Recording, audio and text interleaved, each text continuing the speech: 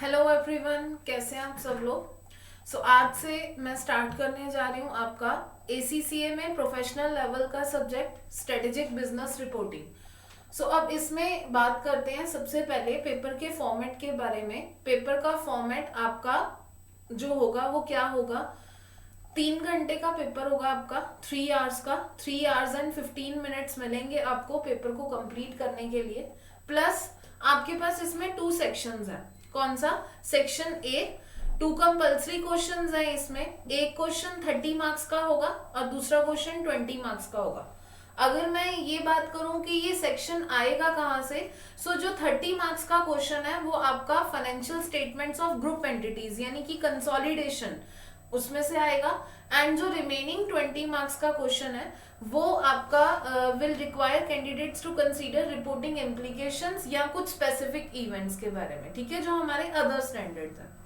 Next उसके बाद section B के बारे में बात करते हैं। सेक्शन बी में आपके पास 25 मार्क्स के 2 क्वेश्चंस होंगे। Each question is of 50 marks, मतलब टोटल 100 मार्क्स का आपका ये पेपर होगा, ठीक है। अब अगर मैं बात करूं कि मैम इसमें इसका जो कंटेंट होगा वो क्या क्या होगा, देखो आप लोग ACCA में सबसे पहले आपने क्या किया था, FA फाइनेंशियल अकाउंटिंग, बहुत बेसिक सब्जेक्ट था ये।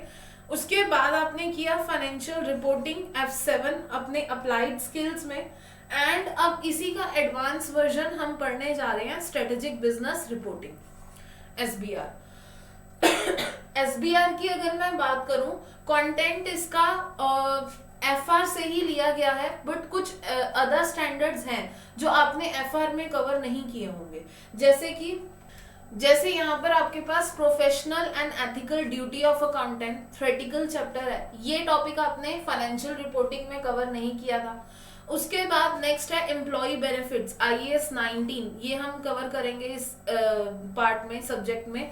Share based payments, events after reporting period, ये हमारा समवर्ट था बट इसमें भी हम लोग कवर करेंगे। नेक्स्ट आपका कंसोलिडेशन का पार्ट है, ठीक है। स्टार्ट करते हैं। आज का जो मैं आपका पहला टॉपिक लूंगी, पहला टॉपिक मैं लूंगी आपका रेवेन्यू, IFRS 15। इम्पोर्टेंट स्टैंडर्ड है ये एक, और आपने FR में भी डिस्कस किया हुआ है, बट यहाँ पर भी डिस्कस करेंगे, लेकिन जो क्वेश्चन पूछने का तरीका होगा एग्जामिनर का, जो पैटर्न होगा वो यहाँ पर चेंज हो जाएगा, ठीक है। तो सबसे पहले बात करते हैं IFRS 15 की। IFRS 15 में हमने क्या पढ़ना है, रेवेन्यू कब रिकॉग्नाइज करें, क्या क्या स्टेप्स हैं रेवेन्यू रिकॉग्नाइज करने के, क्योंकि एंटिटी का जो मेन इनकम जनरेट करता है ना, वो क्या करता है, सेल्स यानी कि रेवेन्यू। तो अब उस रेवेन्यू को हैंडल कैसे करना है, क्या सारे रेवेन्यूज रिकॉग्नाइज करने हैं या सिर्फ कुछ पार्ट ही रिकॉग्नाइज करना है, वो हमने स्टैंडर्ड में पढ़ना है।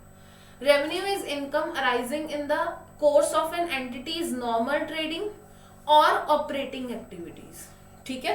नॉर्मल ट्रेडिंग जो एंटिटी करती है यानी कि सेल, और यहाँ ऑपरेटिंग एक्टिविटीज से जो उसको इनकम आ रही है, यहाँ पर उसके बारे में हम लोग पढ़ेंगे IFRS 15। Revenue presented in the statement of profit or loss should not include proceed from the sale of non-current assets or sales tax. Obviously, देखो जो proceeds आते हैं आपको non-current assets की सेल से, वो ऑपरेटिंग एक्टिविटीज का पार्ट नहीं होते, दैट्स वाई आपने वो इंक्लूड भी नहीं करना। यहाँ पर IFRS 15 में हम लोग कौन से स्टेप्स बढ़ेंगे, जो ऑपरेटिंग एक्टिविटीज से रेवेन्यू आ रहा है। Investors' perspective. An entity's revenue figure is arguably the most important factor to consider when assessing its financial performance. Obviously आपका किसी भी तरह का कोई इन्वेस्टर होगा, चाहे वो आपका लेंडर है या आपका इक्विटी होल्डर है, तो उस केस में उसको किससे मतलब होगा कि आपका रेवेन्यू कितना आ रहा है या फ्यूचर में रेवेन्यू आप कितना जनरेट करोगे। As a performance metric, revenue is generally understood by the users of the financial statement. Revenue is used when assessing market share. Obviously, total market में कितनी सेल होती है और आपकी कितनी सेल है, this is what we call market share. Let's say suppose करो कि total demand जो है वो मार्केट में वो 10 लाख यूनिट्स की है एनुअली, और आपकी एंटिटी जो यूनिट सेल करती है वो 5 लाख यूनिट सेल करती है, मतलब आपने कितना मार्केट कैप्चर करके रखा हुआ, आपने 50% मार्केट कैप्चर करके रखा है। And also forms the basis of many key financial ratios such as gross profit margin, net profit margin, ये सब ratios भी हम इससे calculate करते हैं। The old revenue recognition standard IAS 18 was heavily criticized for containing principles that were difficult to apply to all, but the most simple of transactions and for lacking guidance in many key areas. The problem was, अब इससे पहले जो हमारे पास standard था IAS 18 revenue पर base था, उसमें बहुत सारे प्रॉब्लम्स थे, बहुत क्रिटिसाइज किया था उसको फाइनेंशियल स्टेटमेंट्स यूजर्स ने भी एंड प्रिपेयरर्स ने भी। The problem was exacerbated as entities entered into increasingly complex transactions. जैसे जैसे ग्लोबलाइजेशन हुआ एंटिटीज और कॉम्प्लेक्स ट्रांजेक्शन में एंटर होने लग पड़ी, तो दैट्स वाई एक नए स्टैंडर्ड की जरूरत थी। और इसीलिए बोर्ड ने क्या किया, बोर्ड मतलब जो हमारा इंटरनेशनल अकाउंटिंग स्टैंडर्ड बोर्ड है IASB, उसने IFRS 15 इशू किया, revenue from contract with customer, as an extremely important project. IFRS 15, which was issued in 2014, provides a comprehensive and robust revenue recognition model। ठीक है, बहुत comprehensive और robust recognition model issue किया, मतलब काफी difficulties जो पहले स्टैंडर्ड्स में थी अब वो यहाँ पर आकर रिप्लेस होगी। This should improve the comparability of the revenue recognition across entities, enabling investors to make better and more informed decisions। Obviously क्योंकि complex transactions को इसने बहुत easily रिपोर्ट कर दिया था, that's why अब यूजर्स जो हैं वो एक बेटर अंडरस्टैंडिंग ले सकते थे फाइनेंशियल स्टेटमेंट्स की। So first of all discuss करते हैं कि रेवेन्यू रिकॉग्निशन में ऐसा है क्या। तो रेवेन्यू रिकॉग्निशन में हमें ये टोटल 5 स्टेप्स दिए हुए हैं, जो ये 5 स्टेप्स हमने डिस्कस करने हैं। कौन कौन से 5 स्टेप्स हैं? First of all identify the contract, आपने पार्टीज के बीच का कॉन्ट्रैक्ट देखना है। नेक्स्ट उसके बाद देखनी है आपने सेपरेट परफॉर्मेंस ऑब्लिगेशन, कि सेपरेट परफॉर्मेंस ऑब्लिगेशन क्या है, ठीक है। सो नेक्स्ट उसके बाद contract, separate performance obligation and फिर ट्रांजैक्शन प्राइस देखना है हमने। ट्रांजैक्शन प्राइस हमने देखना है कि जो भी परफॉर्मेंस ऑब्लिगेशन हो रहा है उसके बदले मुझे प्राइस क्या मिलेगा। अगर मैं कुछ परफॉर्म करती हूँ, ऑब्लिगेशन अपना कंप्लीट करती हूँ, तो उसके against price, and next allocate the transaction price to performance obligation. अब कई ऐसे कॉन्ट्रैक्ट होते हैं जिसमें एक से ज्यादा परफॉर्मेंस ऑब्लिगेशन है, तो आपने एक जो ट्रांजैक्शन प्राइस है उन 2 परफॉर्मेंस ऑब्लिगेशंस को किस तरह से एलोकेट करना है वो। Next recognise revenue as when a performance obligation is satisfied. आप रेवेन्यू रिकॉग्नाइज करो जब आपका परफॉर्मेंस ऑब्लिगेशन सेटिस्फाइड हो जाए, मतलब परफॉर्मेंस ऑब्लिगेशन सेटिस्फाई होगा सिर्फ तभी रेवेन्यू रिकॉग्नाइज होगा। इस पॉइंट को हम आगे जाके डिस्कस करेंगे कि परफॉर्मेंस ऑब्लिगेशन 2 टाइप्स की होती है, performance obligation satisfied over a period of time और performance obligation satisfied at a point in time. Over मतलब धीरे धीरे करके हो रही है, किसी को सर्विसेज दे रहे हो, 12 मंथ्स का कॉन्ट्रैक्ट हुआ है, एक ही बार सारी सर्विसेज नहीं दे दोगे, धीरे धीरे करके दोगे, पहले फर्स्ट मंथ की कंप्लीट करोगे, फिर सेकंड मंथ की, फिर थर्ड मंथ की, ठीक है। लेकिन अगर गुड्स ट्रांसफर होंगे तो वो जैसे ही गुड्स ट्रांसफर हुए, कंट्रोल आपके हाथ से गया, तो आपकी परफॉर्मेंस ऑब्लिगेशन सेटिस्फाई होगी। अब जैसे यहाँ पर इन्होंने एक एग्जांपल लिया है, एक कंप्यूटर डीलर है, उसने क्या किया, उसने अपने कस्टमर को कंप्यूटर सेल किया और साथ के साथ टेक्निकल सपोर्ट दी। तो अब इस केस में आपका कॉन्ट्रैक्ट हुआ, फर्स्ट कंडीशन सेटिस्फाई होगी। सेकेंड कंडीशन परफॉर्मेंस ऑब्लिगेशन देखना है। परफॉर्मेंस ऑब्लिगेशन कहाँ से आएगा? परफॉर्मेंस ऑब्लिगेशन आएगा, 2 परफॉर्मेंस ऑब्लिगेशन है क्या, एक तो आपको कंप्यूटर डिलीवर करना है कस्टमर को, और दूसरा उससे रिलेटेड आपको टेक्निकल सपोर्ट भी देनी है। मतलब इसमें हमारे 2 परफॉर्मेंस ऑब्लिगेशन हो गए, कौन कौन से? कंप्यूटर और टेक्निकल सपोर्ट। अब नेक्स्ट थर्ड पॉइंट क्या था, ट्रांजैक्शन प्राइस। जब आप पर्सन को, जो कस्टमर है, उसको कंप्यूटर भी दे दोगे, टेक्निकल सपोर्ट भी दोगे, तो उसके बदले आपको प्राइस क्या मिलेगा, ट्रांजैक्शन प्राइस। ठीक है, वो क्या है हमारा 420। तो ट्रांजैक्शन प्राइस कितना आया, $420 का आया। अब ये जो दो परफॉर्मेंस ऑब्लिगेशन है, इसमें से एक परफॉर्मेंस ऑब्लिगेशन कौन सी है, eight a point in time. मतलब जैसे ही कंप्यूटर का कंट्रोल सेलर के हाथ से निकल के बायर के हाथ में जाएगा, परफॉर्मेंस ऑब्लिगेशन कंप्लीट हो जाएगी।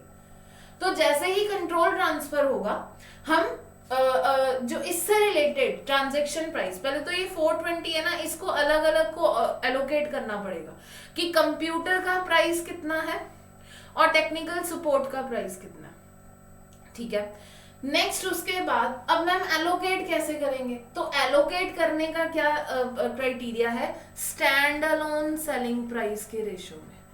Stand alone selling price ratio का मतलब क्या हुआ, अगर मैं कंप्यूटर या टेक्निकल सपोर्ट अलग अलग दूं किसी कस्टमर को स्टैंड अलोन, तो उस केस में उसका सेलिंग प्राइस क्या होगा।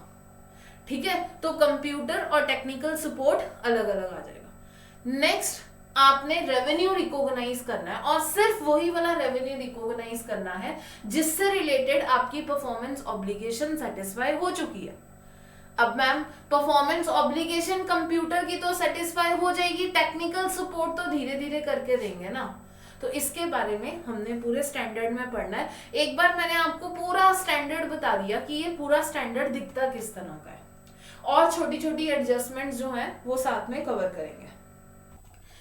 नेक्स्ट अब हम लोग बात करते हैं फर्स्ट स्टेप की, identify the contract. IFRS 15 says that a contract is an agreement between two parties that creates rights and obligation. A contract need not be written form में नहीं होना चाहिए, ओरली भी। अगर आपका इम्प्लाइड कुछ ऐसे एक्शंस हैं, सुपरमार्केट जाते हो और उसमें गुड्स कलेक्ट करके बिलिंग काउंटर पे जाते हो, तो this is an implied contract. आपके एक्शंस ऐसा दिखा रहे हैं कि आप कॉन्ट्रैक्ट में एंटर हो रहे हो। An entity can only account for revenue from a contract if it meets the following criteria. अब वो क्या criteria है, so the parties have approved the contract and each parties have approved the contract and each party rights can be identified. देखो दो चीजें हैं इसमें, एक तो क्या, पार्टीज ने कॉन्ट्रैक्ट को अप्रूव करना, दोनों पार्टीज ने। ठीक है, सिर्फ सेलर का एंटर हो जाना कॉन्ट्रैक्ट में इज नॉट इनफ, बायर ने उसको अप्रूव भी करना है। ठीक है, और दोनों पार्टीज के राइट सेपरेटली आइडेंटिफाइबल होने चाहिए। Payment terms can be identified. ठीक है, पेमेंट टर्म्स आइडेंटिफाई होनी चाहिए। The contract has commercial substance, contract में कमर्शियल सब्सटेंस होना चाहिए। Next, it is probable that entity will be paid. Transaction price सिर्फ रिकॉग्नाइज नहीं करना, आपको पे भी होना चाहिए। ठीक है, तो ये सारी कंडीशंस हैं। अगर ये सारी कंडीशंस होंगी तो ये मान लिया जाएगा कि आपके बायर और सेलर के बीच में कॉन्ट्रैक्ट एग्जिस्ट करता है। नेक्स्ट स्टेप 2 की बात करते हैं। तो स्टेप 2 में उन्होंने क्या कहा, identify the separate performance obligations within a contract. अब performance obligations are promises. Performance obligations का मतलब क्या हुआ, वो promises to transfer distinct goods और सर्विसेज टू अ कस्टमर, जिसमें हम कस्टमर को डिस्टिंक्ट गुड या सर्विसेज ट्रांसफर करते हैं। मेरे पार्ट पे, सेलर के पार्ट पे ऑब्लिगेशन क्या होगा, ऐसा क्या करने पर I am liable to take the price from buyer, performance obligation. Some contracts contain more than one performance obligation. जैसे example, an entity may enter into a contract with customer to sell a car, first performance obligation plus free servicing, दूसरा performance obligation. Next, an entity might enter into a contract with a customer to provide 5 lectures as well as to provide a text book on the first day of course. So आपने lectures भी deliver करने हैं plus आपने text book भी देनी है, दूसरा performance obligation. अब मैम ये जो डिस्टिंक्ट परफॉर्मेंस ऑब्लिगेशन है, इसको अलग अलग आइडेंटिफाई करने का क्राइटेरिया क्या रहेगा, द कस्टमर। अब ये जो क्राइटेरिया रहेगा, the customer can benefit from the goods और सर्विसेज फ्रॉम इट्स ओन और buying resources that are readily available. आप अगर कंप्यूटर डिलीवर करते हो और उसके साथ टेक्निकल सपोर्ट देते हो, दोनों के जो बेनिफिट्स है ना वो अलग अलग कस्टमर आइडेंटिफाई कर सकता है. The promise to provide the goods or services separately identifiable. Most important, जो आपने प्रॉमिस किया है वो एक ही चीज के लिए नहीं किया, आपने दो दो चीजों के लिए प्रॉमिस किया. ठीक है, तो ये कंडीशन भी आपकी सेटिस्फाई होनी चाहिए.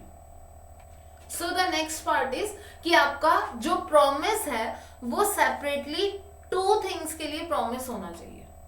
ठीक है, identifying performance obligation, construction of A school. अब इसमें क्या कहते हैं, Starlink entered into a contract to build a school for one of its customers. Okay, to fulfill the contract, Starlink must provide various services such as clearing the site, laying foundations, procuring the materials, construction, wiring of building, installation of equipment and decoration. ठीक है, अब देखो Starlink ने एक contract enter किया है जिसमें उसने एक स्कूल बना के देना है. अब ये जो स्कूल बना के देना है इसकी सब एक्टिविटीज क्या है कि उसको साइट क्लीन करनी पड़ेगी.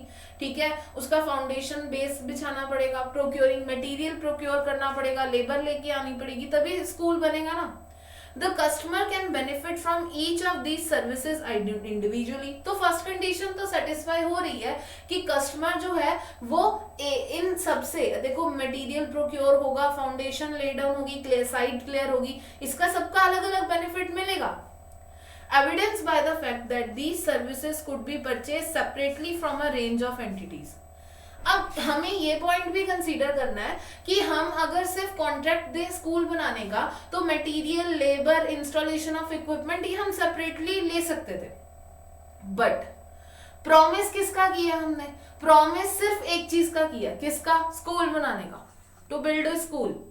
So therefore there will be single performance obligation in this case.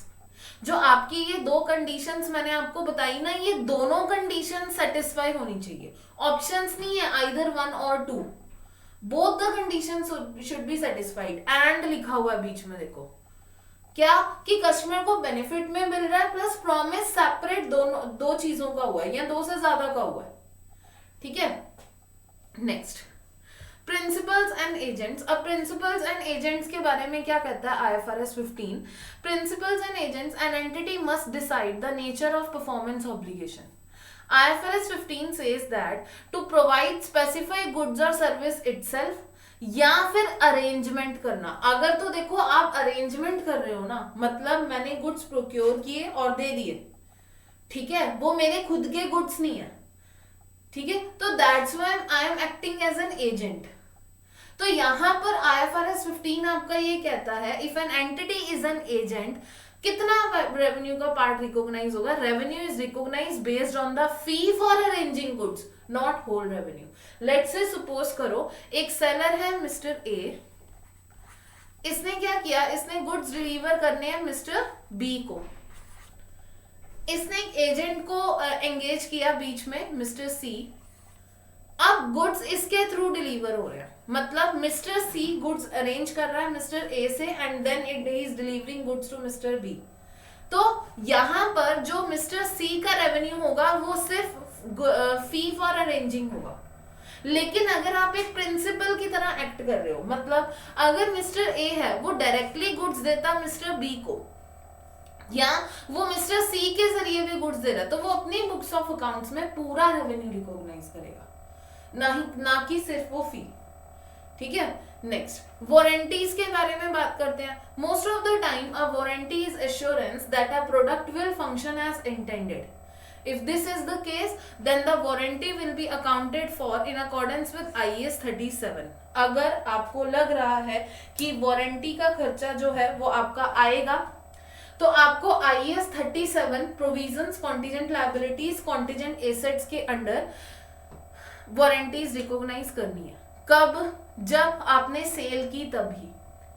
If the customer has the option to purchase the warranty separately, then it should be treated as distinct performance obligation. अगर आपने warranty separately purchase करनी है कि warranty के इतने charges हैं वो separate है, this means that a portion of transaction price must be allocated to it. आपको इसको सेपरेटली ट्रांजैक्शन प्राइस का कुछ पार्ट इस परफॉर्मेंस ऑब्लिगेशन को भी देना पड़ेगा। Next step 3, determining the transaction price. अब IFRS 15 defines that the transaction price as the amount of consideration in exchange for satisfying, वो प्राइस जो मुझे रिसीव होगा जब मैं अपना ऑब्लिगेशन पूरा कर दूंगी। हाँ, इसमें सेल्स टैक्स हमने एक्सक्लूड कर देना है। सेल्स टैक्स क्यों एक्सक्लूड करना है? क्योंकि सेल्स टैक्स के लिए I am acting as only agent, मैं कस्टमर से टैक्स कलेक्ट करती हूँ और गवर्नमेंट को पे कर देती हूँ। ठीक है, तो यहां पर हमने सेल्स टैक्स एक्सक्लूड नहीं करना अपने ट्रांजैक्शन प्राइस में। ट्रांजैक्शन प्राइस को डिटरमिन करते वक्त कुछ फैक्टर्स हैं, कुछ पॉइंट्स हैं जो आपको कंसीडर करने हैं। कैसे? Variable consideration, significant financing component, non cash की कंसीडरेशन अगर होगी, या consideration payable to customer. Variable consideration का मतलब क्या हुआ? आपके ट्रांजैक्शन प्राइस का कुछ पार्ट ऐसा है जो वेरिएबल है, मतलब वेरी कर रहा है, वो चेंज हो रहा है डिपेंडिंग अपॉन द कंडीशंस। तो इसका ट्रीटमेंट अब क्या करोगे आप? वेरिएबल कंसीडरेशन डिटरमिन करते वक्त आपने एक बात को समझना है, क्या कि आपका जो कॉन्ट्रैक्ट प्राइस है वो कितना है, प्लस उसमें जो वेरी होने वाला पार्ट है वो कितना है।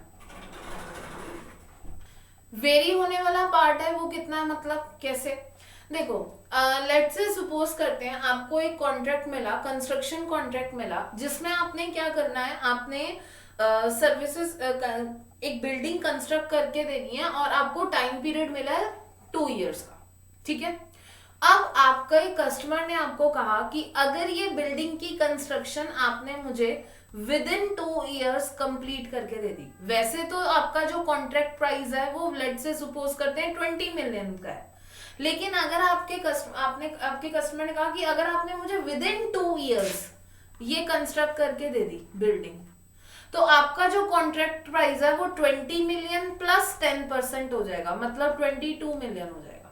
लेकिन अगर 2.5 ईयर्स से या 2 ईयर्स से ज्यादा का टाइम लग गया तो आपका जो कॉन्ट्रैक्ट प्राइस है वो 20 मिलियन ही रहेगा। मतलब अब ये जो इसमें से वेरिएबल ट्रांजैक्शन प्राइस कौन सा है, वेरिएबल कंसीडरेशन कौन सा है, ये 2 मिलियन 10% वाला। अब ये कंडीशन पे डिपेंड कर रहा है कि अगर तो 22 ईयर से पहले कॉन्ट्रैक्ट पूरा हो गया तो हम रिकॉग्नाइज करेंगे, वरना नहीं करेंगे। बट ये performance obligation satisfied over time है, हमें ओवर द टाइम 1 साल खत्म होने के बाद कॉन्ट्रैक्ट का कुछ पार्ट रिकॉग्नाइज करना है। तो मैम प्रॉब्लम हियर अराइजेस कि हम 20 मिलियन के बेसिस पे कैलकुलेट करें या 22 के बेसिस पे। तो आपका जो स्टैंडर्ड है IFRS 15 है, वो क्या कहता है, आपने यहाँ पर वेरिएबल कंसीडरेशन को अपनी मेन कंसीडरेशन का पार्ट सिर्फ तभी बनाना है when it is probable that कि जो वो वेरिएबल वाला पार्ट है आपको बाद में जाके रिवर्स ना करना पड़े। मतलब लेट्स से सपोज करो आपको लग रहा है कि हाँ मैं कॉन्ट्रैक्ट 2 इयर्स में कंप्लीट कर लूंगा, तो आपने क्या किया, आपने 22 मिलियन के बेसिस पे अपना कॉन्ट्रैक्ट फर्स्ट ईयर में रिकॉग्नाइज कर दिया। लेकिन सेकेंड ईयर में जाके पता चला कि आपका कॉन्ट्रैक्ट तो पूरा हुआ ही नहीं, मतलब आपको अब 20 मिलियन बेसिस पे करना है। तो ऐसा नहीं होना चाहिए। रिवर्सल, अगर सिग्निफिकेंट रिवर्सल नहीं है अमाउंट में, then only you should consider variable consideration as a part of your transaction price. If a contract includes variable consideration, then an entity must estimate the amount entitled to, मुझे मिलेगा क्या, according to past experiences या जो conditions prevail कर रही हैं। IFRS 15 says that this estimate can only be included in the transaction price if it is highly probable that significant reversal in the amount of cumulative revenue recognized will not occur। Reversal नहीं होगा।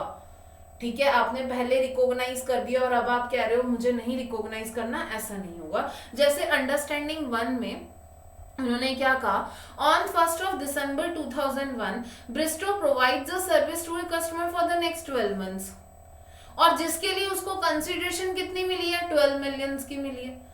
Bristow is entitled to an extra 3 million consideration अगर after 12 months जो उसकी number of mistakes है ना वो किसी threshold से, मतलब किसी लिमिट से कम है, कुछ क्राइटेरिया है, कुछ लिमिट है, ठीक है, जिससे अगर उसकी मिस्टेक्स कम हुई तो उसकी जो कंसिडरेशन हो जाएगी वो हो जाएगी 12 + 3 = 15। लेकिन अगर एक पर्टिकुलर लिमिट से ज्यादा हुई तो फिर उसकी कंसिडरेशन 12 मिलियन ही रहेगी। तो अब फर्स्ट पार्ट में देखो उन्होंने क्या पूछा, Bairstow has experience of providing identical services in the past and it is highly probable that the number of mistake made will fall below the acceptable threshold. जो number of mistakes हैं वो highly probable है कि कम ही होंगी, मतलब 3 million का price उसको मिलेगा। तो इट मींस फर्स्ट ईयर के एंड में जो हम अपना प्राइस रिकॉग्नाइज करेंगे वो कितना होगा, टोटल 15 मिलियन। अब मैंने इसमें ये 3 इंक्लूड कर लिया, क्यों, हाईली प्रोबेबल है ना कि रिवर्सल नहीं होगा, लिमिट्स थ्रेशोल्ड से कम की होंगी। तो 15 × 1/12, ठीक है, जो मंथ एंड में। लेकिन अगर अनश्योर है, अनश्योरिटी है, प्रोबेबल नहीं है कि मिस्टेक्स कम होंगी, तो आप एक काम करो, अपना जो प्राइस है वो 12 million he low. In case अगर आपको 3 मिलियन एक्स्ट्रा प्राइस मिल जाता है then you will recognise as and when received. Note that if a product is sold with the right of return it, then consideration is variable. The entity must estimate the variable consideration and decide whether or not to include it in the transaction price. The refund liability should equal the consideration received. तो अगर आपको लग रहा है कि in future मुझे product वापस करना पड़ेगा, रिटर्न करना पड़ेगा, तो आप क्या करोगे, आप अपनी वेरिएबल कंसिडरेशन के अगेंस्ट, ट्रांजेक्शन प्राइस के अगेंस्ट आप एक रिफंड लायबिलिटी भी रिकॉग्नाइज करोगे बुक्स ऑफ अकाउंट्स में, ठीक है। नेक्स्ट पार्ट पे चलते हैं।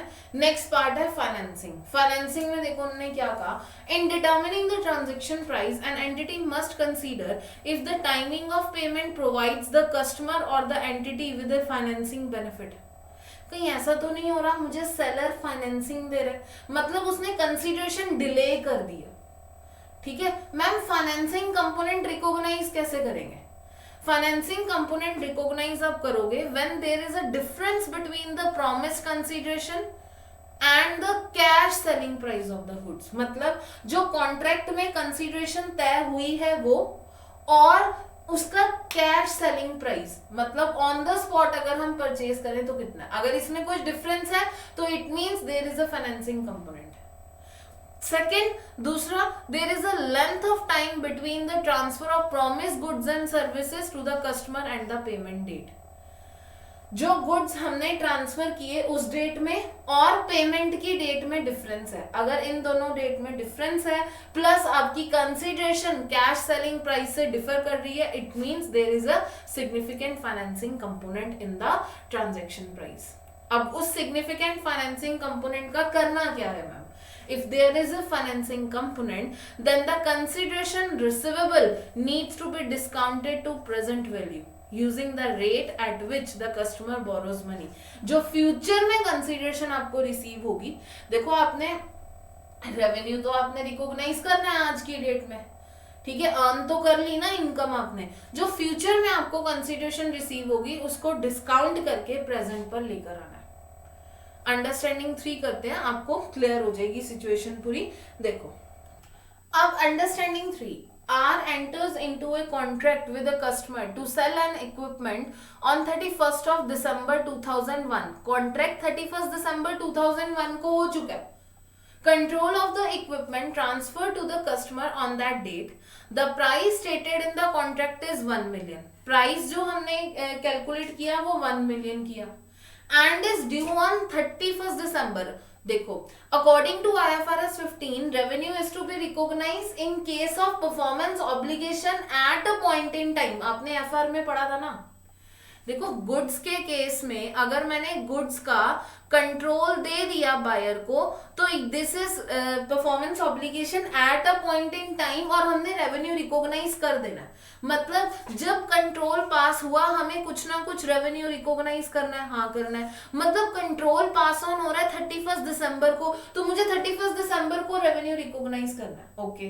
लेकिन जो ट्रांजेक्शन प्राइस रिसीव हो रहा है वो 2 years लेटर 1 million का रिसीव हो रहा है. It means there is a significant financing component because there is a time lag between payment date and contract date. और मार्केट रेट ऑफ इंटरेस्ट कितना है 10%. तो कैसे रिकॉग्नाइज करेंगे? हम इसको रिकॉग्नाइज करेंगे आपके प्रेजेंट वैल्यू के फॉर्मूला से. प्रेजेंट वैल्यू का क्या फॉर्मूला था? प्रेजेंट वैल्यू का फॉर्मूला था 1 divided by 1 plus R raise to the power n. ठीक है, तो 1 divided by 1 plus 10% 0.1 raise to the power n is equal to 1 divided by 1.10 raise to the power n. मतलब कितने years हैं? 2 years हैं, तो 2 मल्टीप्लाइड बाय 1 मिलियन. जो भी इसका आंसर आएगा वो आज की डेट में आप रेवेन्यू रिकॉग्नाइज करोगे. मैम इसका आंसर 8 लाख समथिंग आएगा आपके पास. तो अब ये जो 8 लाख समथिंग आया, हमें कंसीडरेशन तो 1 मिलियन की रिसीव होगी. जो डिफरेंस है, this difference shall be accounted for according to IFRS 9, जो हम IFRS 9 फाइनेंशियल इंस्ट्रूमेंट्स में जाके पढ़ेंगे. ठीक है, सो आपको इस तरह से सिग्निफिकेंट फाइनेंसिंग कंपोनेंट रिपोर्ट करना है. उसके बाद हम बात करते हैं नॉन कैश कंसीडरेशन की. नॉन कैश कंसीडरेशन एक छोटा सा टॉपिक है, इसको वाइंड अप करके हम लोग आगे बढ़ेंगे. Any non cash consideration is measured at fair value. मतलब अगर मॉनिटरी फॉर्म में नहीं है कंसीडरेशन तो आपने फेयर वैल्यू यूज करनी है. Fair value means IFRS 13. If the fair value of non-cash consideration cannot be determined या estimated reliably, then the transaction is measured using the standalone selling price. मतलब अगर आप वो गुड्स और सर्विसेज को जो प्रॉमिस किए हैं वो कैश में सेल करते तो कितना करते? ठीक है, प्रॉमिस टू द कस्टमर. उस बेसिस पे आपने नॉन कैश कंसीडरेशन वैल्यू करनी है. इसका एग्जांपल देखते हैं. एग्जाम्पल में देखो, अंडरस्टैंडिंग 4 डैन एंड स्टैंड का. सो D sold goods to S. Control over the goods was transferred on 1st of January 2001. It means हमें control इस डेट पर ट्रांसफर करना पड़ेगा. The consideration received by D was 1000 shares in S. But assets के बदले, goods के बदले S company ने अपने शेयर्स दे दिए जिसकी फेयर वैल्यू 4 ईच थी. By 31st of December 2001, the shares in S had a fair value of 5. अब 1st जनवरी को कॉन्ट्रैक्ट हुआ, तो 1st जनवरी की बात करते हैं पहले. 1st जनवरी को आपको जो रेवेन्यू रिकॉग्नाइज करना है वो कितना करना है? 4 on the basis of 4 value. मतलब जो फेयर वैल्यू 4 है उस दिन की, वो मल्टीप्लाइड बाय 1000. ठीक है, ये आपको रिकॉग्नाइज करना है. मैम लेकिन ये वैल्यू चेंज हो रही है. देखो राजे, आपने जब शेयर्स ले लिए तो वो आपका फाइनेंशियल इंस्ट्रूमेंट बन गया. अब जो फाइनेंशियल इंस्ट्रूमेंट है इसकी वैल्यू में अगर चेंज हो रहा हो तो वो किस तरह से अकाउंट फॉर होगा? उसके लिए हमारे पास IFRS 9 है and we can deal this issue in IFRS 9. We will. ठीक है, तो आपका ये पार्ट यहाँ पर नॉन कैश कंसीडरेशन का होगा. मतलब जिस दिन आपने कॉन्ट्रैक्ट किया है, जिस दिन रेवेन्यू रिकॉग्नाइज करने की कंडीशन सेटिस्फाई हो रही है, उस दिन आपने फेयर वैल्यू देखनी क्या होगी. Next part, consideration payable to customer. Consideration normally receive करते हैं हम कस्टमर से, लेकिन कंसीडरेशन पेएबल टू कस्टमर है. इसके बारे में हम लोग नेक्स्ट लेक्चर में पढ़ेंगे. ठीक है, थैंक यू.